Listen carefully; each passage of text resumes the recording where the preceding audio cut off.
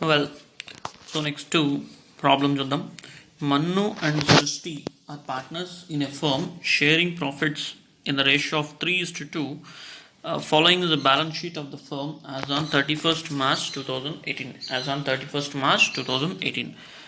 Balance sheet as on 31st March 2018, capitals, drawings and drawings వచ్చేసి ఈ వైపు ఇచ్చారు. సో మన్ను అండ్ సృష్టి. సో అదర్ అసెట్స్ వచ్చేసి 34,000. Okay, so let us see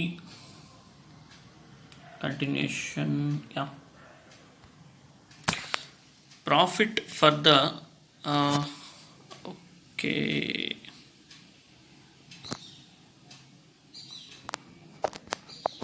right. So profit for the year ended 31st March 2018 was 5,000, which was divided in agreed ratio, but interest at the rate of 5% per annum on capital, 6% per annum on drawings was inadvertently omitted. So adjust interest on drawings on an average basis of 6 months. Okay, so ఇది మనకు ఇచ్చినటువంటి question. ఇక్కడ profit వచ్చేసి 5,000 rupees ఇవ్వడం జరిగింది. So profit వచ్చి 5,000 ఇవ్వడం జరిగింది. అదేవిధంగా మనకు interest on capital, interest on drawings అనేటువంటిది ఒమిట్ చేయడం జరిగింది, అంటే వదిలేశారు. So omitted. సో కాబట్టి దీన్ని మనం రెక్టిఫై చేసి again we have to revise the profits. నా ఇంట్రెస్ట్ ఆన్ డ్రాయింగ్స్ ప్రాబ్లంలో డేట్ ఇవ్వలేదు డ్రాయింగ్స్ డేట్ ఇవ్వలేదు కాబట్టి మనం ఆన్ అన్ యావరేజ్ బేసిస్ అనేటువంటి డ్రాయింగ్స్ తీసుకుంటాం. సో ఇది మనం already profit and loss appropriation account తెలుసుకునేటప్పుడు చూసాము. Right, let us see. Okay, so ముందుగా మనకు analytical table. So analytical table అనేటువంటి మనం ప్రిపేర్ చేయాల్సి వస్తుంది. సో ఇక్కడ మీరు ఏంటంటే ఈ అనలిటికల్ టేబుల్, అదేవిధంగా క్యాల్కులేషన్ ఆఫ్ ఓపెనింగ్ క్యాపిటల్ ఇలాంటివి ఏదన్నా ఉంటే అవి మనకు వర్కింగ్ నోట్గా కన్సిడరేషన్ చేయాలి. ఎంట్రీ అనేటువంటి సింగిల్ ఎంట్రీ, సో ఒకే ఒక ఎంట్రీయే కాబట్టి మనకు ఒక ఎంట్రీకి రిలేటెడ్గా స్పేస్ అనేటువంటి నోట్స్లో వదిలేసేయండి. సో రిమైనింగ్ పార్ట్ మనం వర్కింగ్ నోట్గా కన్సిడరేషన్ చేసుకుందాం. సో ఇక్కడ ఇంట్రెస్ట్ ఆన్ క్యాపిటల్ మీకు తెలిసిందే. సో ఇంట్రెస్ట్ ఆన్ క్యాపిటల్ అనేటువంటి దేనిపైన కన్సిడరేషన్ చేయాలి? ఓపెనింగ్ క్యాపిటల్ పైన తీసుకోవాలి. మనకు ప్రాబ్లంలో ఓపెనింగ్ క్యాపిటల్ లేదు. సో అలాంటి పరిస్థితుల్లో మనం ఏం చేయాలి అంటే క్యాల్కులేషన్ అనేటువంటిది చేయాలి. సో ఓపెనింగ్ క్యాపిటల్ క్యాల్కులేట్ చేయడానికి మనకు కావాల్సినటువంటి ఇన్ఫో మనం ముందు నుంచి తెలుసుకుంటున్నాం. సో ఇప్పుడు కూడా సేమ్ ప్రొసీజర్ అనేటువంటి ఫాలో అవ్వడం. సో ఫస్ట్ మనకేం కావాలంటే అందులో క్లోజింగ్ క్యాపిటల్ అనేటువంటి కావాల్సి వస్తుంది. సో క్లోజింగ్ క్యాపిటల్ ప్రాబ్లంలో ఇచ్చాడు. సో ఏమి ఇచ్చాడంటే మన్నుది 30,000 అండ్ సృష్టిది 10,000 ఇవ్వడం జరిగింది. అండ్ దీనికి మనం ఏం చేస్తామంటే జనరల్గా డ్రాయింగ్స్ అనేటువంటి యాడ్ బ్యాక్ చేసుకుంటాం. సో డ్రాయింగ్స్ యాడ్ బ్యాక్ అనేటువంటి ఎందుకు చేయాలి అనేటువంటి నేను ప్రీవియస్ ప్రాబ్లమ్స్లో నీట్గా ఎక్స్ప్లెనేషన్ ఇచ్చాను. సో మీరు దానిపైన డౌట్ ఉంటే ఒకసారి వెరిఫికేషన్ చేయండి. సో డ్రాయింగ్స్ ఇప్పుడు యాడ్ బ్యాక్ అనేటువంటి చేసుకుంటాం, కానీ ఈ ప్రాబ్లంలో యాడ్ బ్యాక్ అనేటువంటి చేయకూడదు. కారణం ఏంటంటే మనకు డ్రాయింగ్స్ అనేటువంటి ఈ ప్రాబ్లంలో క్వశ్చన్లో ఎక్కడ ఇచ్చాడంటే అసెట్ సైడ్ ఇచ్చాడు, లయబిలిటీ సైడ్లో డ్రాయింగ్స్ ఇవ్వలేదు. సో అంటే దాని అర్థం ఏంటి?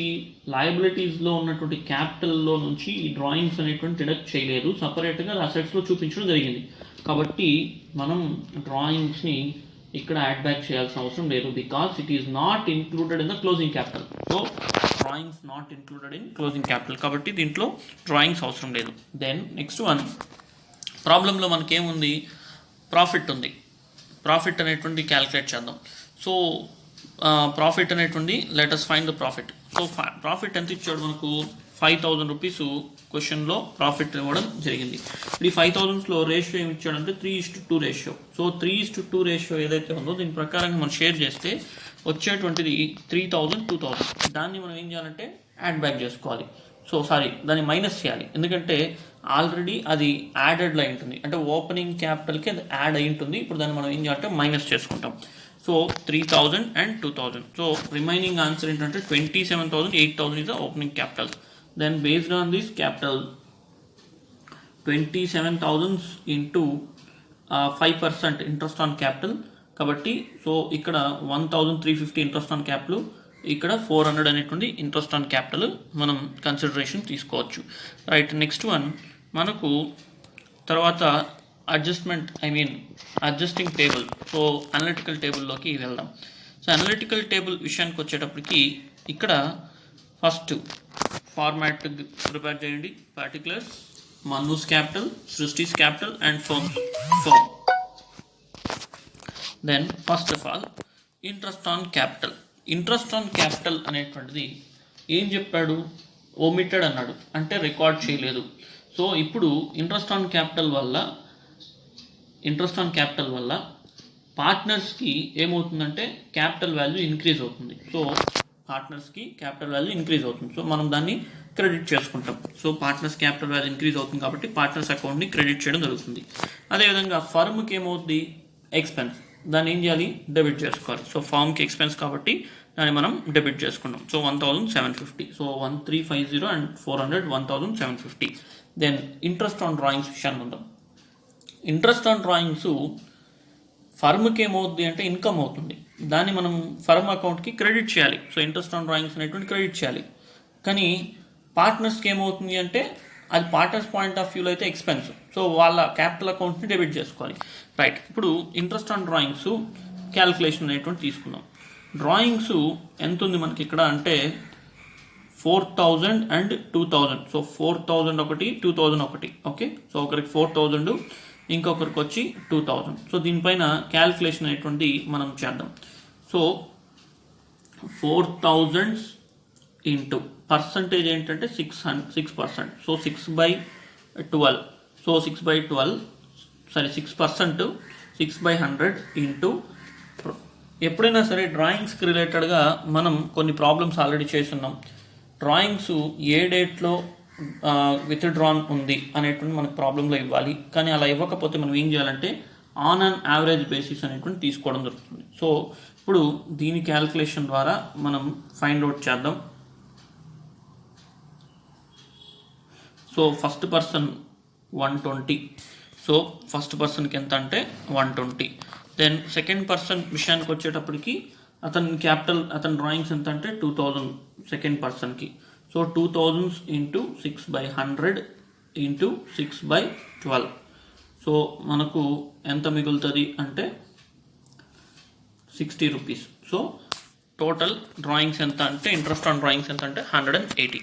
సో 180 వచ్చి ఫర్మ్ అకౌంట్కి క్రెడిట్ చేయాలి, పార్ట్నర్స్ అకౌంట్కి డెబిట్ చేయాలి. ఎందుకంటే it is expense from the point of view of partners. From the partners point of view it is an expense, but from the business point of view it is income. So కాబట్టి credited. So next మనకి ఇక్కడ నిన్న మీకు చెప్పిన ప్రాబ్లంలో ఒక చిన్న point ఏంటంటే ఆ చిన్న పాయింట్ తీసుకోకుండా ఇవ్వడం జరిగింది.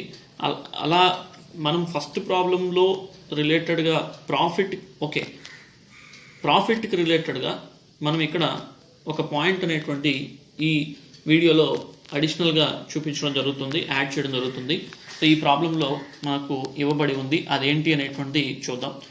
సో ఏదైతే ప్రాఫిట్ ఆల్రెడీ షేర్ చేసుకొని ఉంటారో దాన్ని రైట్ బ్యాక్ చేయాలి, అంటే దాన్ని క్యాన్సిల్ చేయాలి. సో ఫస్ట్ క్యాన్సిలేషన్ చేయడానికి మనం ఎంట్రీ అనేటువంటి పాస్ చేద్దాం. సో అలా క్యాన్సిలేషన్ చేసి మళ్ళీ ప్రజెంట్ వచ్చేటువంటి ప్రాఫిట్ ఏదైతే ఉంటుందో ఆ ప్రాఫిట్ని రివైజ్డ్ ప్రాఫిట్ అంటాం. ఆ ప్రాఫిట్ని మళ్ళీ ఈ పార్ట్నర్స్కి చేర్చడం జరుగుతుంది అనమాట. సో ఎలా చేయాలి అనేటువంటి చూద్దాం. సో ఇక్కడ profit of ₹5,000 already distributed, now taken back debited. So 5,000 profit ఏదైతే ఉంటుందో అది 3:2 రేషియో కాబట్టి సో 3/2 ఎంత అవుతుందంటే ఒకటి 3,000, ఇంకొకటి ఎంత అంటే 2,000. So see here 3,000 and 2,000. So Mannu's capital 3,000 and Srishti's capital 2,000 వాళ్ళ అకౌంట్కి మనం డెబిట్ చేయడం జరిగింది. ఇక్కడ డెబిట్ అవుతుందంటే ఫర్మ్స్ అకౌంట్లో క్రెడిట్ చేయాలి, ఎందుకంటే ఫర్మ్కి ప్రాఫిట్ రిటర్న్ అయిపోతుంది కదా, కాబట్టి దాన్ని క్రెడిట్ చేసుకోవడం జరుగుతుంది. వాళ్ళ క్యాపిటల్ అకౌంట్ని డెబిట్ చేసుకోవడం జరుగుతుంది. అక్కడ దీనివల్ల ఏమవుద్ది, వాళ్ళ క్యాపిటల్ డిక్రీజ్ అవుతుంది. సో పార్ట్నర్స్ క్యాపిటల్ డిక్రీజ్ అవుతుంది కాబట్టి మనం ఏం చేయాలంటే డెబిట్ చేసుకోవడం జరుగుతుంది అనమాట. ఓకే. దెన్ నెక్స్ట్ వన్, ఇప్పుడు రివైజ్డ్ ప్రాఫిట్లోకి వెళ్దాం. సో రివైజ్డ్ ప్రాఫిట్ మనకు ఎలా రావడం జరుగుతుంది అనేటువంటిది మనం ఇప్పుడు ఒకసారి చెక్ చేద్దాం. Okay right. ఇక్కడ రైట్ చూడండి, profit after interest on capital and drawings. So ఎంత వస్తుంది ఏంటి అనేటువంటిది మనం ఒకసారి చూద్దాం. ఇప్పుడు క్రెడిట్ వైపు ఒకసారి ఫర్మ్ది గమనిస్తే ఎంత ఉంది అంటే ఇక్కడ మనకు 5,180. సో 5,180 ఉంది ఫర్మ్ దాంట్లో. తర్వాత డెబిట్ వైపు మనం ఈ పాయింట్ వదిలేస్తే, అంటే ఈ పాయింట్ వదిలేసేయండి, ఇంకా ఎందుకంటే ఇది రివైజ్ చేయలేదు కాబట్టి ఈ పాయింట్ వదిలేసేయండి. డెబిట్ వైపు ఎంత ఉందంటే 1,070, 1,750 తీసేస్తే మిగిలినటువంటిది 3,430. సో రిమైనింగ్ ప్రాఫిట్ ఎంత అంటే 3,430. ఈ 3,430ని మనం 3:2 రేషియో ప్రకారంగా మళ్ళీ డివిజన్ అనేటువంటి చేయాలి.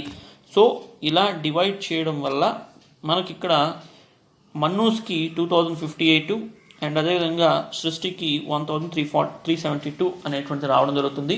ఇవి వాళ్ళ అకౌంట్స్కి క్రెడిట్ చేయడం జరుగుతుంది అనమాట. వాళ్ళ పార్ట్నర్స్ క్యాపిటల్ అకౌంట్స్కి మనం దీన్ని ఏం చేయాలంటే క్రెడిట్ చేయాలి. సో రీజన్ ఏంటి అంటే ఈ ప్రాఫిట్ వాళ్ళకి చెందాల్సిందే కదా, కాబట్టి దాన్ని మనం ఎక్కడ రికార్డ్ చేసుకోవాలంటే క్రెడిట్ సైడ్న రికార్డ్ చేసుకోవాలి. ఓకే, సో ఇప్పుడు మనం ఫైనలైజ్డ్గా ఇక remaining net effect, so partners దగ్గర నుంచి ఏమైనా రావాలా లేదా పార్ట్నర్స్కి ఏమైనా పేమెంట్ ఇవ్వాలా అనేటువంటి నెట్ ఎఫెక్ట్ మనం ఒకసారి చూద్దాం.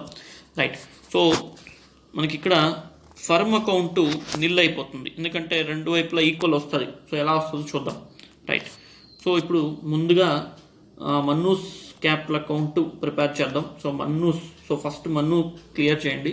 ఇక్కడ మనకు ఏది ఎక్కువ ఉంది అని అంటే ఈ పాయింట్ పక్కన పెడితే మనకు ఉన్నటువంటి ఏది హైయెస్ట్ అంటే డెబిట్ వైపు ఎక్కువ ఉంది, 120, 3,120. దీన్ని మనం ఏం చేయాలి అంటే ఓకే క్రెడిట్ వైపు తీసుకోవాలి యాక్చువల్గా. Okay sorry wait sorry. So already మనం దీన్ని షేర్ చేసేసాం కదా, ఐఎమ్ సారీ. సో కాబట్టి ఇప్పుడు మనకి ఏది ఎక్కువ ఉంది, క్రెడిట్ వైపు అమౌంట్ 3,408 అనేటువంటి ఎక్కువ ఉంది. డెబిట్ వైపు టోటల్ విషయానికి వచ్చేటప్పుడు 3,120 ఉంది. డిఫరెన్షియేషన్ ఏంటంటే 288 రూపీస్. సో మనకి ఇక్కడ క్రెడిట్ బ్యాలెన్స్ ఎక్కువ ఉంది కాబట్టి క్రెడిట్ సైడ్ రాయాలి. అండ్ ఈ వైపు వచ్చేటప్పటికి డెబిట్ వైపు 2,060 ఉంది, క్రెడిట్ వైపు 1,772 ఉంది, డిఫరెన్షియేషన్ 288. సో ఎక్కడ తక్కువగా ఉందంటే డెబిట్ సైడ్. సో దీన్ని డెబిట్ చేయడం జరుగుతుంది. సో ఇప్పుడు ఇక్కడ దీన్ని బేస్ చేసుకొని అడ్జస్ట్మెంట్ ఎంట్రీ అనేటువంటి పాస్ చేద్దాం. ఏ అకౌంట్ని డెబిట్ చేయాలి, మన్నూస్ క్యాపిటల్ అకౌంట్ని క్రెడిట్ చేస్తూ సృష్టిస్ క్యాపిటల్ అకౌంట్ డెబిట్ చేయాలి. సో ఎంట్రీ వచ్చి Srishti capital to Mannu's capital, Srishti's capital to Mannu's capital. Okay, Srishti's capital account debit to Mannu's capital account. So ఈ విధంగా ప్రాబ్లం అనేటువంటి ఫినిష్ చేయాలి. ఓకే రైట్, నెక్స్ట్ ఇంకొక ప్రాబ్లంలోకి వెళ్దాం. Next problem, on 31st March 2014, balances in the capital accounts of Elin, Monu and Ahmed after making adjustments for profits and drawings were 1,60,000, 1,20,000 and 80,000 respectively. Subsequently, it was discovered that interest on capital and the drawings had been omitted. So ఇక్కడ ఏం చెప్తున్నానంటే మనకు alien, Monu, Ahmed వాళ్ళ యొక్క profits వాళ్ళ యొక్క balances వచ్చేసి after making adjustments for profits 1,60,000, 1,20,000, 1,80,000 అనేది దీని అర్థం ఏంటంటే వీళ్ళ యొక్క క్యాపిటల్ అకౌంట్స్ ఇవ్వడం జరిగింది. ఓకే, ఎప్పుడు ప్రాఫిట్స్ డ్రాయింగ్స్ తీసుకున్న తర్వాత capital accounts, it means it's a closing capital. Okay, and it was discovered that interest on capital and drawings had been omitted. So interest on capital, drawings రెండు omit చేయడం జరిగింది ఒకటి. Next, profit for the year ended 31st March 2014 was 40,000. So 31st March 2014 నాటికి 40,000 rupees profit అనేటువంటి ఉంది. Okay right, next, during the year Eileen and Monu each withdraw a total sum of rupees 24,000 in equal installments in the beginning of each month and అంటే drawings so beginning of the each month, so ప్రతి నెల బిగినింగ్లో 24,000 withdraw చేయడం జరుగుతుంది ఒక్కొక్కరు. Okay, then Ahmed withdraw a total sum of rupees 48,000 in equal instalments at the end of the each month. Okay, so ఇప్పుడు ఇక్కడ మనకు డ్రాయింగ్కి రిలేటెడ్గా అంటే డ్రాయింగ్స్కి రిలేటెడ్గా 2 పాయింట్స్ అనేటువంటిది ఇవ్వబడి ఉన్నాయి. సో డ్రాయింగ్స్కి రిలేటెడ్గా ఎన్ని పాయింట్స్ ఇచ్చాడు అంటే 2 పాయింట్స్ అనేటువంటి ఇచ్చారు. సో ఆ 2 పాయింట్స్ ఏంటి అంటే వీళ్ళిద్దరూ ఒక రకంగా అండ్ అహ్మద్ ఒక రకంగా విత్డ్రా చేస్తున్నట్టుగా చెప్తున్నాడు అన్న. ఓకే, వీళ్ళిద్దరు ఒక రకంగా, అహ్మద్ ఒక రకంగా విత్డ్రా చేస్తున్నట్టు చెప్తున్నాడు. సో దానికి రిలేటెడ్గా మనం ఇంట్రెస్ట్ ఆన్ డ్రాయింగ్స్ అనేటువంటి క్యాలిక్యులేట్ చేద్దాం. Like next, interest on drawings was charged 5%. Interest on drawings was charged at 5% per annum and interest on capital was to be allowed 10% per annum. Interest on capital వచ్చేసి 10% per annum. Okay, right. Next, profit sharing ratio among the partners 2:1:1. So profit sharing ratio వచ్చి 2:1:1. Right, let us see how we have to complete the problem. So ముందుగా ఖచ్చితంగా ఒకే ఒక adjustment ఎంట్రీకి మనం gap వదులుకోండి. తర్వాత next thing working నోట్స్లోకి వెళ్దాం. Working నోట్స్లో first calculate opening capital. So opening capital అనేటువంటిది మనం క్యాలిక్యులేషన్లోకి వెళ్ళిపోదాం. సో ఓపెనింగ్ క్యాపిటల్ ఎందుకు క్యాలిక్యులేట్ చేయాలి? ఇంట్రెస్ట్ ఆన్ క్యాపిటల్ క్యాలిక్యులేట్ చేయాలంటే ఓపెనింగ్ క్యాపిటల్ ఉండాలి కదా. సో కాబట్టి right, so closing capital Eileen, Monu and Ahmed స్టార్టింగ్లో 1,60,000, 1,20,000, 80,000 ఇవ్వడం జరిగింది. సో ఇది మనకు క్లోజింగ్ క్యాపిటల్స్. దీనికి డ్రాయింగ్స్ ఏం చేయాలి? యాడ్ బ్యాక్ చేసుకోవాలి. సరే, డ్రాయింగ్స్ వాల్యూ డైరెక్ట్గా ఇచ్చాడు, ప్రాబ్లంలో ఇవ్వలేదు. సో మనకు కొంత డేటా ఇచ్చాడు. ఆ డేటాను బేస్ చేసుకొని డ్రాయింగ్స్ వాల్యూ ఎంత అనేటువంటిది మనం క్యాలిక్యులేట్ చేద్దాం. Okay, Eileen and Monu each withdraw total sum of 24,000. Okay, total 24,000 ఇచ్చాడు, ఒక్కొక్కరు 24,000. తర్వాత ఇక్కడ అహ్మద్ మాత్రం 48,000 విత్డ్రా చేయడం జరిగింది అని అన్నాడు. Okay, right. సో కాబట్టి ఇప్పుడు మనం ఇక్కడ 24,000, 24,000 అండ్ 48,000 తీసుకుందాం. 24,000, 24,000 అండ్ 48,000 తీసుకుందాం. దెన్ రెండు కలిపితే మనకి ఇక్కడ 1,84,000 అండ్ 1,44,000, 1,28,000. దెన్ ప్రాఫిట్స్ ఏం చేయాలి? మైనస్ చేయాలి. సో ఆల్రెడీ యాడెడ్ ప్రాఫిట్స్ అనేటువంటి ఆల్రెడీ యాడ్లో ఉంటుంది. దాని ఇప్పుడు మనం ఏం చేస్తామంటే మైనస్ చేద్దాం. ప్రాఫిట్స్ ఎంత? ప్రాఫిట్ షేరింగ్ రేషియో ఉంది. సో ప్రాఫిట్ వాల్యూ వచ్చేసి మనకు 40,000 రూపీస్ ఇచ్చారు. సో ఈ 40,000ని ఇప్పుడు మనం ఇక్కడ తీసుకుందాం. So 40,000 into 2/4, that means first person 20,000, second person 10,000, third person 10,000. Okay, so 20, 10, 10. So ఇక్కడ 20,000, 10,000, 10,000. దెన్ నెక్స్ట్ వన్ లెస్ చేస్తే మిగిలింది opening capital 1,64,000, 1,34,000 and 1,18,000. So based on this we can calculate interest on capital now.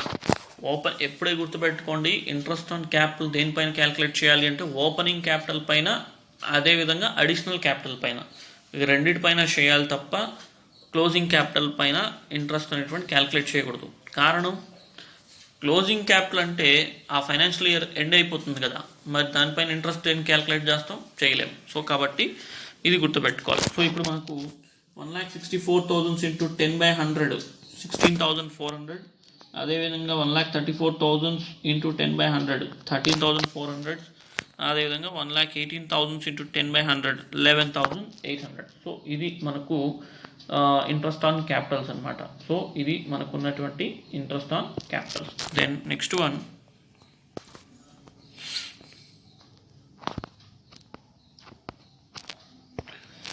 Interest on drawings calculate చేద్దాం.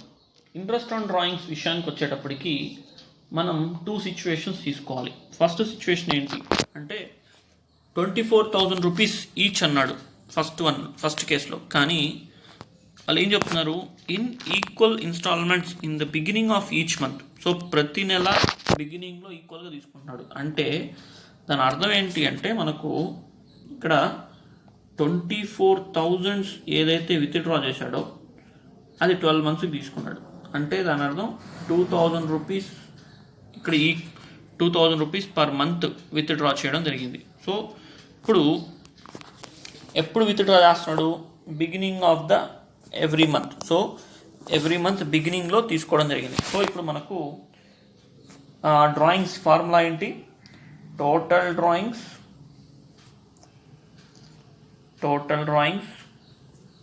Into rate by 100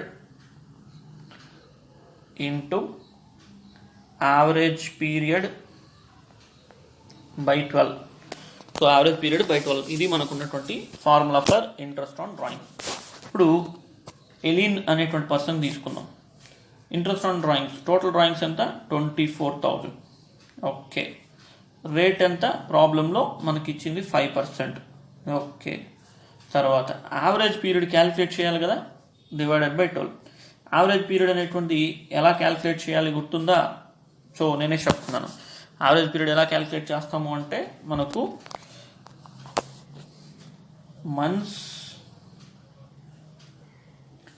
left after first drawings by months left after first drawings plus months left after last drawings by 2. So ఇది మనకున్నటువంటి formula. So ఇప్పుడు మనకు every month బిగినింగ్లో తీసుకుంటున్నాడు కాబట్టి months left ఎన్ని months ఉంటుందంటే 12 months ఉంటుంది. తర్వాత లాస్ట్లో మనకు లాస్ట్ డ్రాయింగ్స్ జరిగినప్పుడు ఇంకెన్ని మంత్స్ మిగులుతుంది? 1 month మిగులుతుంది. సో ఇప్పుడు ఇక్కడ మనకు 13 divided by 2. So 13/2 that equal to 6.5 is our average period. So first పర్సన్కి 6.5 యావరేజ్ పీరియడ్. అదేవిధంగా సెకండ్ కేటగిరీ అంటే ఫస్ట్ కేటగిరీ విషయానికి వచ్చేటప్పటికి ఎలిన్ అండ్ మోను ఇద్దరికి కూడా 6.5. మరి అహ్మద్ విషయానికి వచ్చేటప్పటికి అతను ఎలా విత్డ్రా చేస్తున్నాడు అంటే మనకు ఇక్కడ ఇచ్చినటువంటిది end of the each month in equal instalments.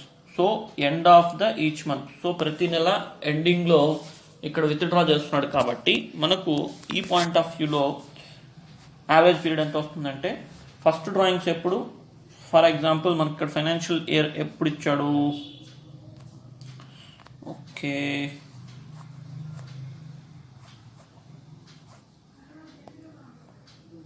Okay so financial year అనేటువంటిది మనకు ఏప్రిల్లో స్టార్ట్ అవుతుంది కాబట్టి మనకి ఇక్కడ ఫస్ట్ డ్రాయింగ్స్ ఎప్పుడు జరుగుతుంది అంటే April 30th ఫస్ట్ డ్రాయింగ్ జరుగుతుంది. April 30th నుంచి ఫైనాన్షియల్ ఇయర్ ఎండింగ్కి ఎన్ని మంత్స్? 11 months. నెక్స్ట్ డ్రాయింగ్స్ ఎప్పుడు జరుగుతుంది? March 31st last drawings, not next drawings, it's last drawings ఎప్పుడు జరుగుతుంది? March 31st జరుగుతుంది. అంటే తర్వాత ఫైనాన్షియల్ ఇయర్ ఎండింగ్లో జరుగుతుంది కాబట్టి ఎన్ని మంత్స్ మిగలలేదు. సో కాబట్టి 11 + 0/2 that equal to 5.5 is our average period. So average period నేను ఆల్రెడీ మీకు చేయించాను, సో కాస్త చూసుకోండి. Okay right. సో ఇప్పుడు మనకు దీన్ని బేస్ చేసుకుని ఇంట్రెస్ట్ ఆన్ డ్రాయింగ్స్ విషయానికి వస్తే ఇక్కడ 24,000 ఇంటూ 5/100 ఇంటూ 6.5/12 అన్నా తీసుకోవచ్చు, లేదా 13/24 అన్నా తీసుకోవచ్చు. ఏది తీసుకున్నా కూడా ఒకటే. అదేవిధంగానే ఇక్కడ 24,000 ఇంటూ 5/100 ఇంటూ 13/24 ఆర్ 6.5/12. సో రెండిట్లో ఏదన్నా ఒకటే. So 650 and 650.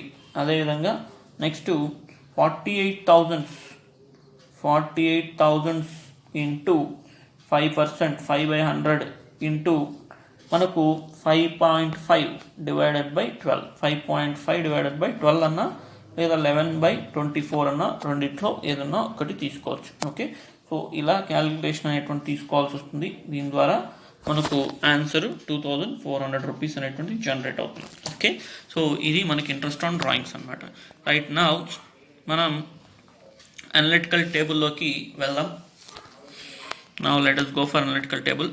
So analytical table విషయానికి వచ్చేటప్పటికి ఇక్కడ statement showing adjustments to be made for first of all interest on capital partners అకౌంట్కి ఏం చేయాలా, క్రెడిట్ చేయాలా.